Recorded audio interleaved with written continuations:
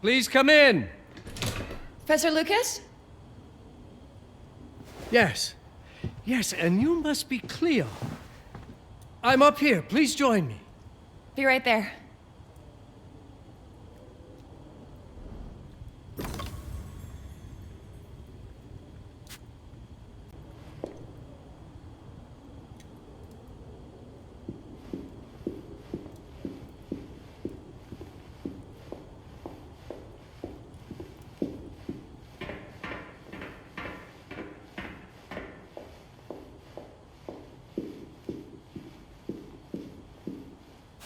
Pleased to meet you, Professor Lucas. The pleasure is mine, Cleo. I'm glad you called. Were you looking for something in particular? I was, but my intricate classification system failed me once again. You know, this is the exact spot where I met your father for the first time. Really? Yes, he was looking for essays on Rembrandt and other Dutch masters. His arms were brimming with books. He could barely see in front of himself. That sounds like my father. Yes. I recognized myself in his eagerness to learn. The same eagerness that brings you here, I suppose. Oh. Yes. I have the letter he gave me. Could you have a look? Absolutely. Let's go to my desk. So how's my dear friend Aaron? You called my father a friend. Of course. He never talked about you before giving me the letter. I was devastated when he told me about his condition. I'm sorry, Cleo. He told you? When? I saw him about a year ago. He warned me that you were going to call when you were ready. Oh. I guess he told you a lot. Not much more. He is a very private person, as you know. Now, let's see that intriguing letter.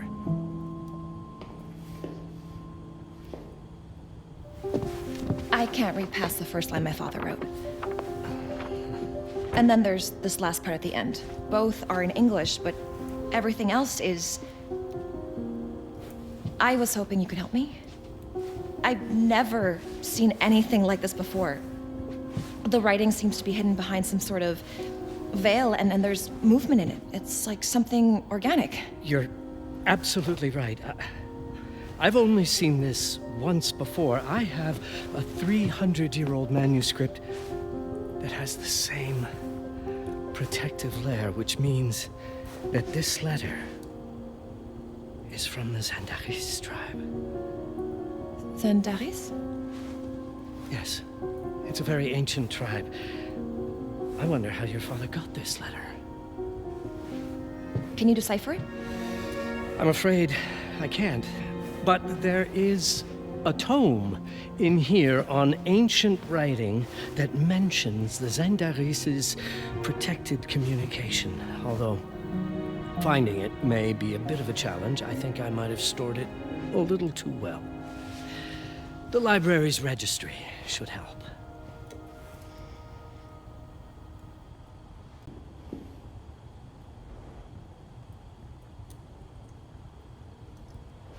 Did you find the tome? The library's registry might help. It's on the table in the center.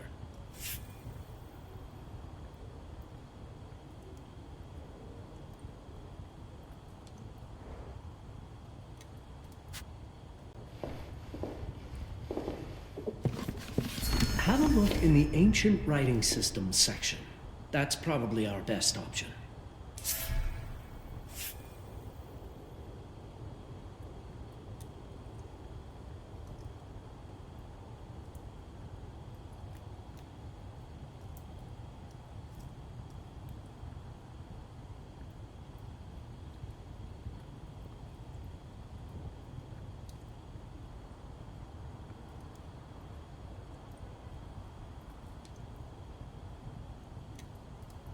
What did you find? Protected Zandaris information was only decipherable through an object. Something called a heparin? Yes, of course. So you've heard of it before? I thought it was a legend. It varies depending on the source. I've never seen one. They said it appears as something unremarkable. I wonder, has your father ever given you something other than the letter? Something like a key or a pendant. He gave this to me when I was a child. But I don't think it has anything to do with... Fascinating. I don't see how this could help us decipher a language. Doesn't hurt to try.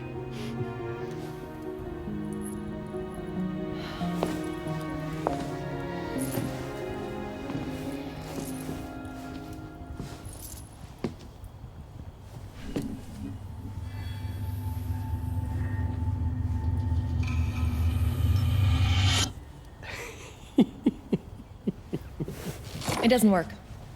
It's all right. Aaron has thought this through. There must be something that we're missing. Something to activate it, maybe. What makes you so sure that my father was behind this? Would it really be so surprising? I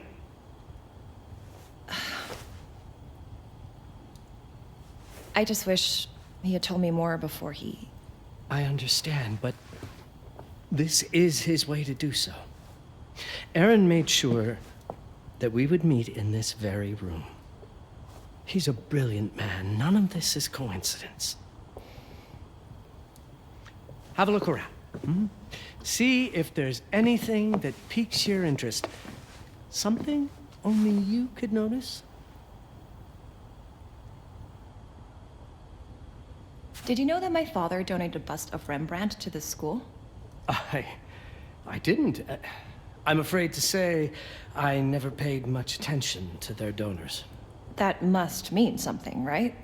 I know he loves this school, but... I'd say follow that lead. There's a section in this library dedicated to Rembrandt. I'm not sure your father left you anything here, but I do know he would have wanted you to look into Rembrandt. You should take a look at the section dedicated to the master. You might want to look into anything related to Rembrandt, Cleo. It makes perfect sense if we try to think as your father would.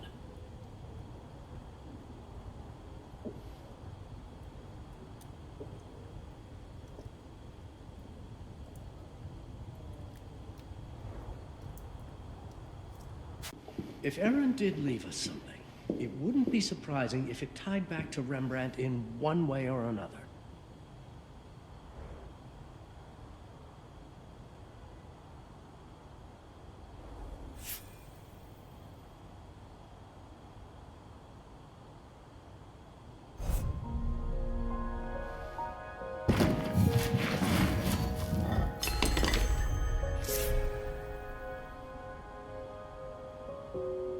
My father left me a note.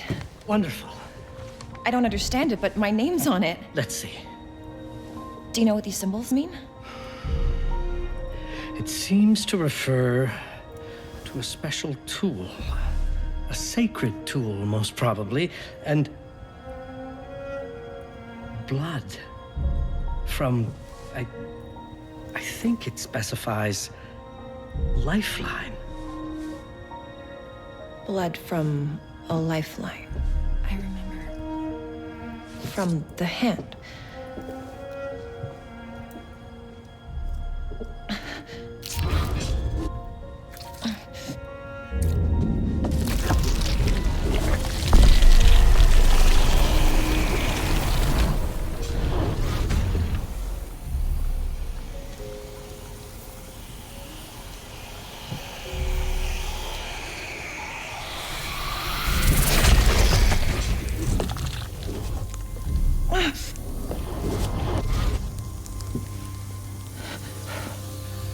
That's it.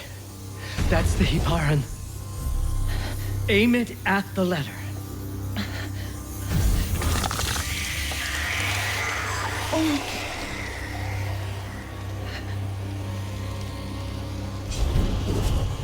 Are you all right? Yes. It's... Cleo, if you're reading this, Papa? it means you're experiencing Nux. It's this dark energy you can feel through your guts. Don't worry. It's yours, Cleo. And you'll become its master. You're my daughter, Mabel, and I love you deeply. I once promised to tell you everything about your mother. This is it. But not the way you were expecting. Take these words as a guide to prepare you for what's coming. It all started on December 30th, 1999. I was with Agnes, my girlfriend at the time. We were in Amsterdam for the year 2000 celebrations, and we had a room in a pretty cool hotel. I thought we were turning the page on a year, a century, a millennium. But it was more than that. We were standing at the beginning of a new cycle. And you, ma belle, would be part of it. Everything starts with Agnes, as far as you and I are concerned, Cleo. But in fact, it's hard to grasp how ancient this story is.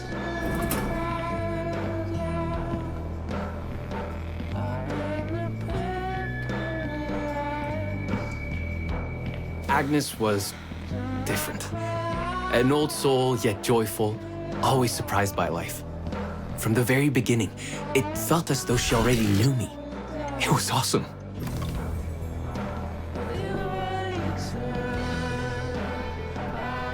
Agnes had planned something for us in our room that night. Some of her belongings had already been delivered. Ancient artifacts. I was fascinated.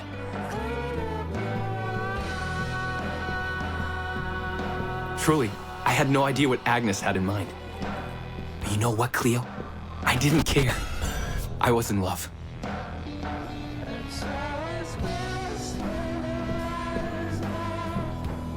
I never questioned Agnes's actions.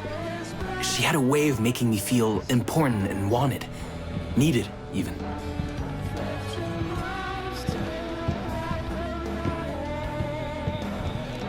As we walked to her room, I felt a new kind of excitement. Impossible to describe. I didn't yet know I was about to lose my grip on reality.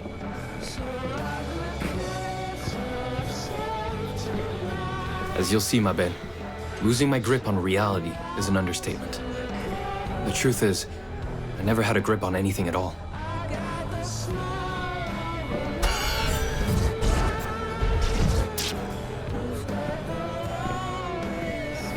The closer we got, the more something stirred in my veins. Nothing unpleasant. More as though the city's canals were running through my body.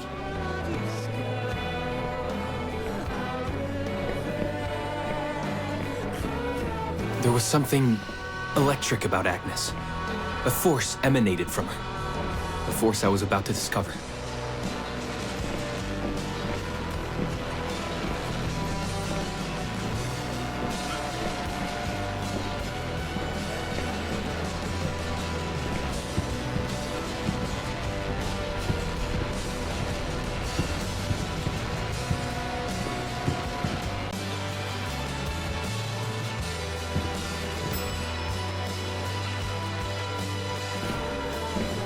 All in all, what awaited me in that room never felt threatening, Cleo. Deep inside, somehow, it always felt as though I'd been chosen.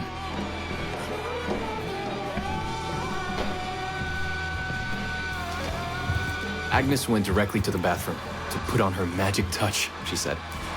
She didn't need any, in my view, but she was being literal, I guess.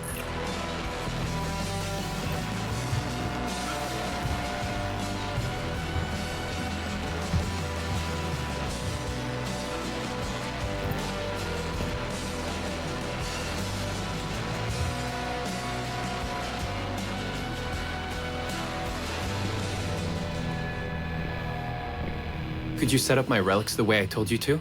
She asked from the bathroom. I had to rummage through a chest, a shelf, even her bag to find those things of hers. So old they were unsettling.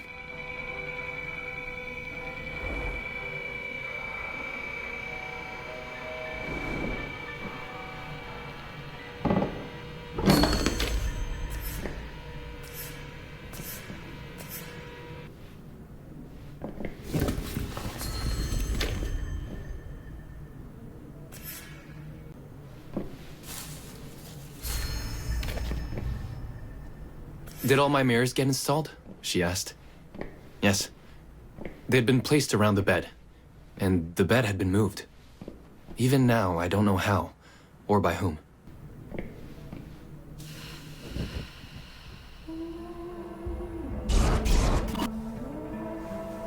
When everything was ready as Agnes requested, she came out of the bathroom.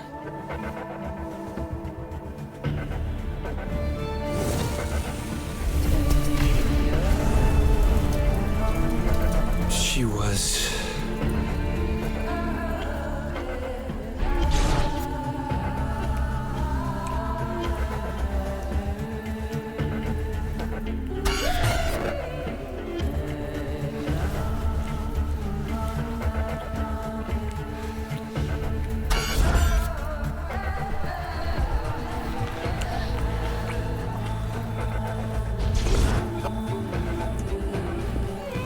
no words to describe what followed, Cleo.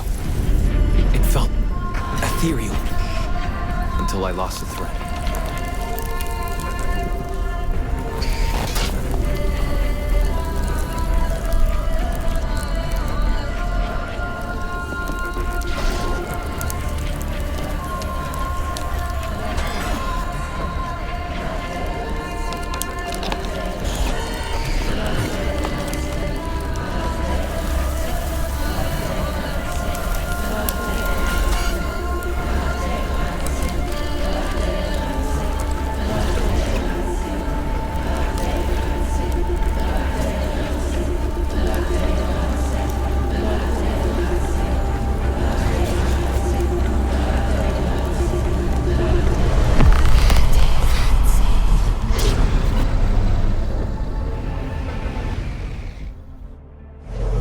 Woke up or something.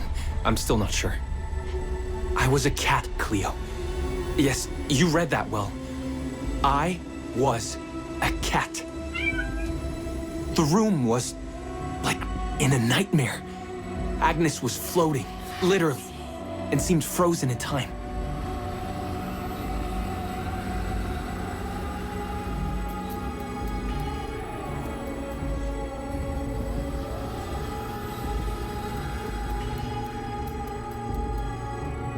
Of course, I thought I was dreaming, but not for long.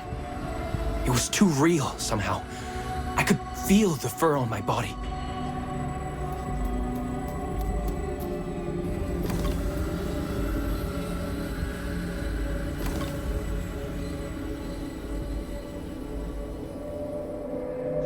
My senses were heightened. Everything I saw or heard became a voice calling me. Go further, and you'll see.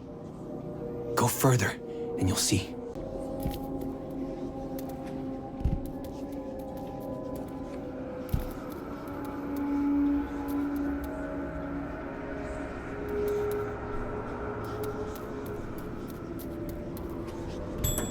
The further I went, the more real my sensations became. Yet the world around me felt increasingly surreal. It was scary, disturbing. But something was definitely calling to me, from what seemed to be the other side.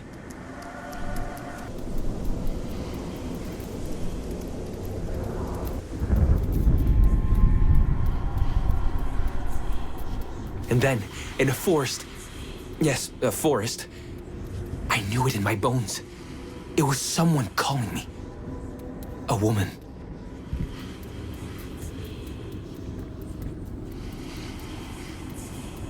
Things were blurring together, Cleo. My cat spirit, a thirst for freedom, for leaping onto anything, and my pull toward her calls.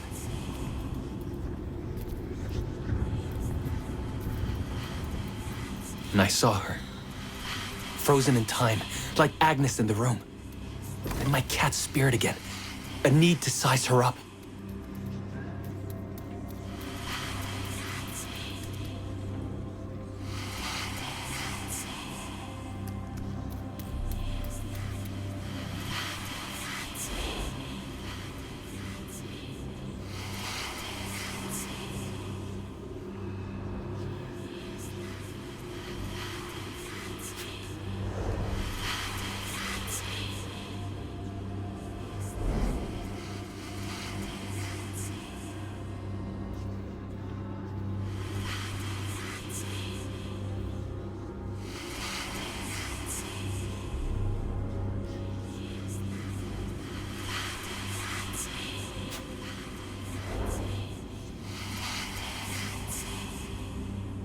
Then it happened.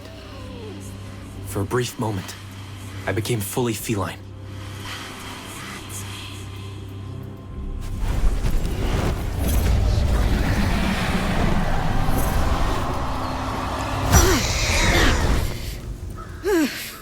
Welcome, Paparazzi. Welcome, Aaron. Aaron? You know my name? We talk? I can talk? I was in shock, Cleo. Nothing made sense.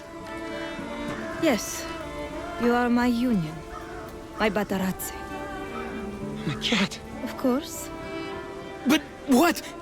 Did no one tell you about the ceremony? Where you come from?